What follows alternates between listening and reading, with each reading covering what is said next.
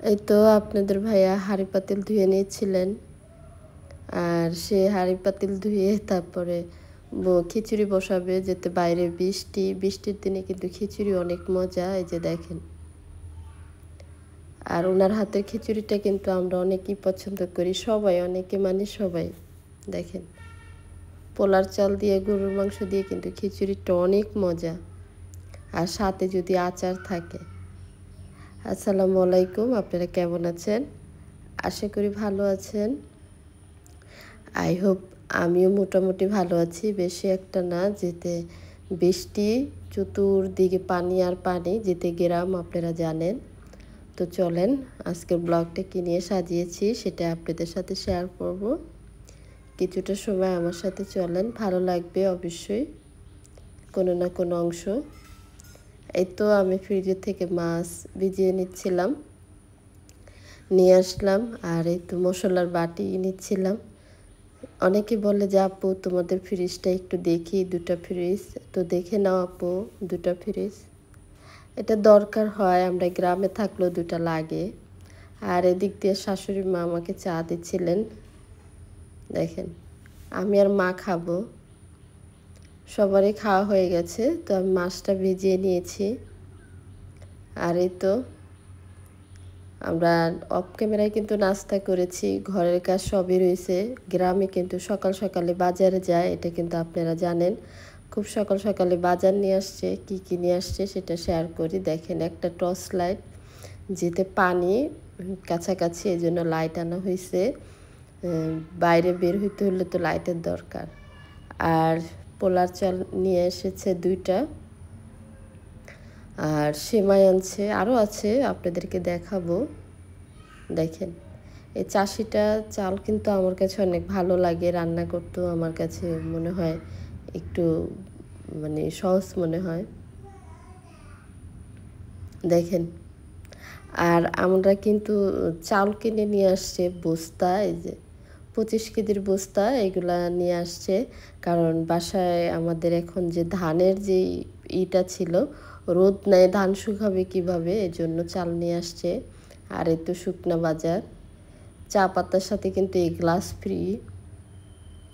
অনেক বাজারই করছে মোটামুটি। দেখেন, এই সিলেটি চা পাতার সাথে না এই গ্লাসগুলো ফ্রি দেয়, আপনাদেরকে দেখাচ্ছি। দেখেন, মানে প্রত্যেকটা প্যাকেটের সাথে একটা করে চা পাতা ফ্রি।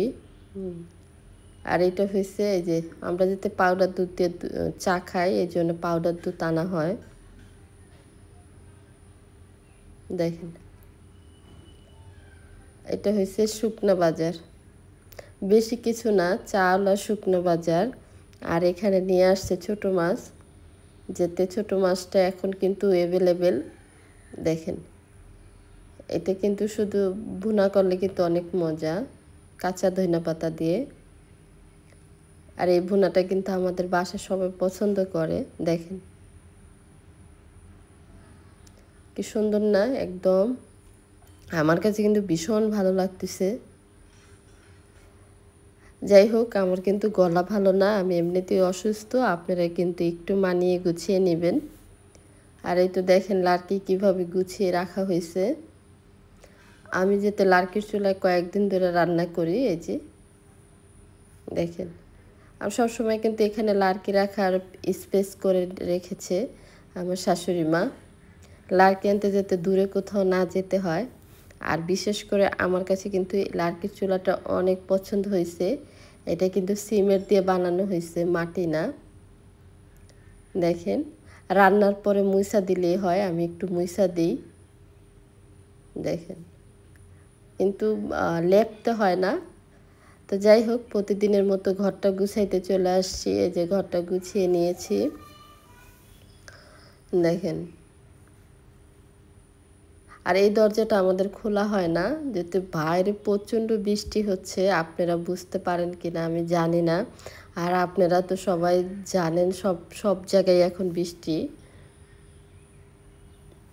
তো যাই হোক, দোয়া করি যাতে বৃষ্টি বাদল না হয়, ভালো একটা রোদ চলে আসে। বাসা থেকে বের হওয়া যাচ্ছে না। যাই হোক, আমি আমার মতো করেই গুছিয়ে নিয়েছি। দেখেন কম্বল এত ঠান্ডা পড়ছে বৃষ্টির কারণে কর মতো না। তো চলেন রান্নাঘরে যাই, রান্নাটা করে নিই। এই তো ডিম ভুনা করব। আর কি রান্না করি, রান্না কিন্তু আপনাদের ভাইয়া হেল্প করবে, আপনারা সাথে থাকেন। নিজেদের হাঁসের ডিম দেখেন, হাঁসের ডিম কিন্তু আমার কাছে অনেক ভালো লাগে। তো এখন হাঁসের ডিমটা ধুয়ে নিয়েছি, এখন এই যে সিদ্ধ বসায় দেব। আর এটার ভিতরে লবণ দেব। আমরা কিন্তু পুকুরের পানি দিয়ে সব কাজ করি। এই যে লবণ দিয়ে দিচ্ছি। এখন সিদ্ধ হয়ে গেলে খোসাগুলো খুব সুন্দরভাবে উঠে যাবে। আর এই তো গাছের পাকা আম, ঝড় বৃষ্টি আসলে কিন্তু আম খুঁজতে যেতে হয় না, গাছের নিচে দাঁড়াইলেই হয়, অনেক আম পাওয়া যায়। দেখেন একদম পাকনা, গাছ পাকনা। ভাল লাগতেছে না বলেন? কমেন্টে জানাবেন, আপনারা আমাকে অনেকেই ভুলে গেছেন। দেখেন বয়স দিতে পারতেছি না, গলা ব্যথা, ঠান্ডা, জ্বর। তো যাই হোক, আমার কথাগুলো যাদের ভালো লাগে অবশ্যই তারা শুনবে। এই তো ডিমটা ছুলাই নিছি দেখেন। আর এই তো এদিক দিয়ে পাবদা মাছ সিম দিয়ে রান্না করতেছিলাম। আমার রান্নাটা কাছাকাছি শেষ, আসলাম একটু বৃষ্টি দেখার জন্য। দেখেন বৃষ্টির ঝুমঝুম কি শব্দ, অনেক ভাল লাগছে। এত বৃষ্টি দেখেন।